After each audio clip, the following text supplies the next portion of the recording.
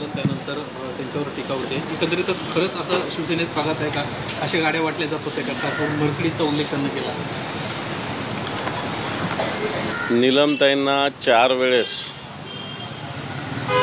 विधान परिषदेची उमेदवारी दिली आणि आमदार म्हणून शिवसेनेने निवडून आणलं.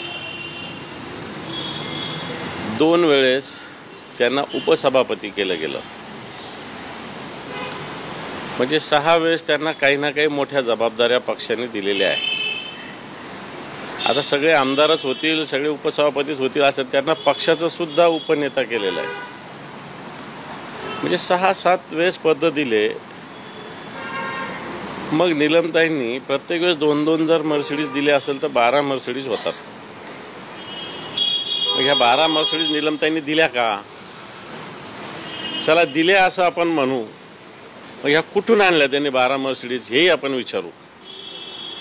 आणि म्हणून हे सगळं नमक हरामी ज्याला म्हणता येईल, खाल्लेल्या मिठाला न जागणं म्हणता येईल.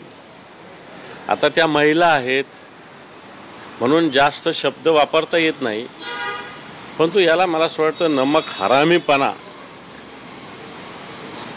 इतक्या खालच्या स्तरावर जाऊन ज्याच्या दारात ज्याचे उंबरठे झिजवले जात होते पद मिळवण्यासाठी, खरं तर आमच्या महिला रणरागिणीचा बाजूला सारून नीलमताईंना वारंवार संधी पक्षाने दिली आणि अशा पद्धतीनं त्यांनी त्याचा नमक हरामीपणाने त्याचं वक्तव्य केलेलं आहे असं स्पष्टपणे बोलता येईल. पुण्यातून पदाधिकाऱ्यांकडून आता आरोप होत आहे की नीलमताईंनी पद देताना स्वतःच पैसे घेतलेले आहेत. नाशिकमधून पुण्यातले इतर आता शहरातले पदाधिकारी आपले पदाधिकारी आता त्यांच्यावरती आरोप करत आहेत.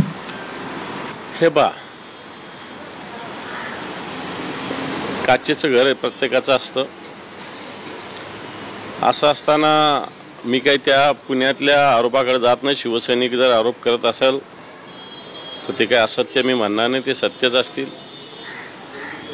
परंतु अशा पद्धतीनं उद्धवजीसारख्या शिवसेनेसारख्या संघटनेवर, ठीक आहे ना, तुम्हाला गद्दारी करायची, तुम्हाला ज्या पद्धतीनं बंडखोरी करायची म्हणा किंवा गद्दारी करायची केली ना, तुम्ही करा ना, तिकडे नीट राहा ना. ह्या सगळ्या गोष्टी कशासाठी? अरे शिवसेनेमध्ये या देशाचं सभापती पदापासून मुख्यमंत्री लोकांना केलेलं आहे, कित्येक लोकांना मंत्री केलं, कित्येक लोकांना आमदार केलं, कित्येक लोकांना खासदार केलं. ज्याची क्षमता नव्हती, ज्याची अवकात नव्हती, अशा लोकांना केलेलं असताना संघटनेच्या ताकदीच्या बळावर सर्वसामान्य माणसं, आता मी सुद्धा एक सर्वसामान्य माणूस आहे, एक काय सर्वसामान्य घरातला कुटुंबातला माणूस आहे. मी नोकरी करणारे माझे वडील आहे. कोणता राजकारणाचा वारसा असतानाही मला एवढी मोठी जबाबदारी पक्षाने दिलीच ना. मग काय 2 मर्सिडीज देऊन दिली? अरे ध्यानीमनी नसताना कित्येक लोकांना मोठ्या खुर्च्या मान्य उद्धव साहेबांनी मान्य बाळासाहेबांनी दिलेल्या आहे. आणि मला वाटतं किमान बाळासाहेबांच्या मिठाला तरी जागायला पाहिजे होतं, कारण शिवसेना प्रमुख मान्य बाळासाहेब ठाकरे यांनी, कारण नीलमताई आज आमदार नाही झाल्या, साईचोक 24 वर्ष होत आले, 23-22 वर्षापूर्वी त्या झाल्या. आता 2025च्या जर 22 वर्ष मागे गेलं तर 2003ला झाल्या. त्या शिवसेना प्रमुख निर्णय घेत होते संघटनेचे. आणि जर तुम्ही स्वर्गातल्या शिवसेना प्रमुखांच्या संघटनेविषयी त्यांच्याविषयी जर बोलत असाल तर मला वाटतं हे पाप तुम्हाला इथंच फेडावं लागेल. त्यांच्या सुरक्षेत सुद्धा वाढ करण्यात आलेली आहे, तर पुढे पुन्हा त्यांच्या विरोधात आक्रमक भूमिका असेल. हे पहा, आता शिवसैनिकाचं आंदोलन ठरवून होत नसतं. शिवसैनिक उत्स्फूर्तपणे आंदोलन करत असतात. ज्या दिवशी सुरक्षा किती वाढवायची, नीलमताईंची वाढवा, शिवसैनिक आंदोलन करणार, शिवसैनिक सोडणार नाही असं मला तरी वाटतं. संजय शिरसाट असं म्हणतात की बाळासाहेब असं होते तेव्हा असं काही होत नव्हतं, परंतु आता आपण पाहिलं की संभाजीनगरमध्ये तिकीट देताना देखील असेच प्रकार घडलेले आहेत. संभाजीनगरमध्ये थेट त्यांनी आरोप केला.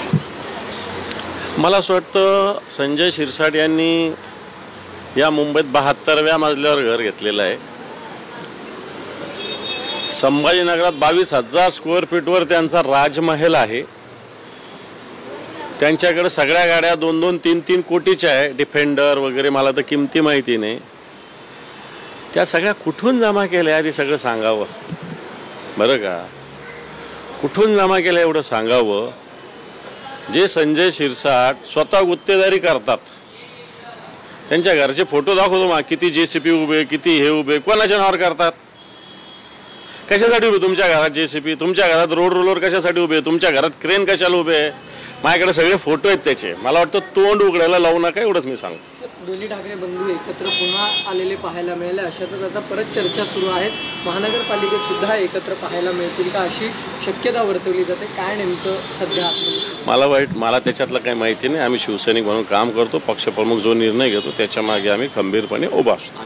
काही विधान परिषदेमध्ये उपसभापती आहेत, तुम्ही विरोधी पक्षनेते आहात. संसदीय पद्धत कुठेतरी पाळली गेली पाहिजे असं शंभूराजे देसाई म्हणाले. तुम्ही ह्या सगळ्या विषयासंदर्भात सभागृहात आवाज उठवणार आहात. हे पहा, उपसभापती या कोणत्या पक्षाच्या नसतात. सभापती, उपसभापती, अध्यक्ष, उपाध्यक्ष हे पद हे निष्पक्ष असतात. निपक्ष नाही होणार, निष्पक्ष असले पाहिजे, कोणत्याही पक्षाचे नसतात. असं असताना साहित्य संमेलन एक आपलं संस्कृतीचं जतन करण्याचं, आपलं उत्सवाचं एक व्यासपीठ आहे. तिथं घाण करून ठेवलं आहे. बाकीच्या एखाद्या व्यासपीठ पक्षाच्या बोलल्याचं मी समजू शकतो. तिथं घाण करून ठेवलं तर यांची क्षमता, यांची मानसिकता कशा पद्धतीनं घाण ठिकठिकाणी करण्याची लक्षात येते मला असं वाटतं. सर, कोकाटे जे मंत्री कोकाटे आहेत त्यांनी मोठं वक्तव्य केलेलं आहे की मुख्यमंत्री यांनी आम्हाला दम दिला आणि 100 दिवसांचा कार्यक्रम दिलेला आहे.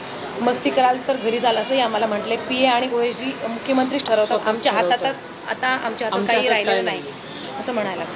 मला असं वाटतं काही दिवसापूर्वी अमित शहा जे देशाचे गृहमंत्री खरं शब्द बोलले होते की देशात पंतप्रधान, PM, CM आणि तालुक्याचा तहसीलदार एवढेच महत्त्वाचे पद आहेत.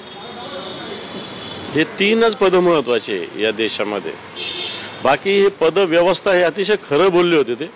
त्यामुळे हे मंत्र्यांनी नुसत्या गाड्या घ्याव्या, बंगला घ्यावे, मोठेपणाने मिरवावं, बाकी तुम्हाला कोणतंही काम उरणार नाही. जसं केंद्रातल्या मंत्र्याला तसंच राज्यातल्या मंत्र्यांना होणार. आणि सगळ्यात महत्त्वाचं कोकाटेंना जो न्याय आता लावला पाहिजे. राहुल गांधींना कसा न्याय लागला होता, सुनील केदारन कसा लावला होता. 24 तासात त्यांची आमदारकी खासदारकी रद्द केली. आता कोकाटेंची आमदारकी आणि मंत्रिपद ताबडतोब काढलं पाहिजे.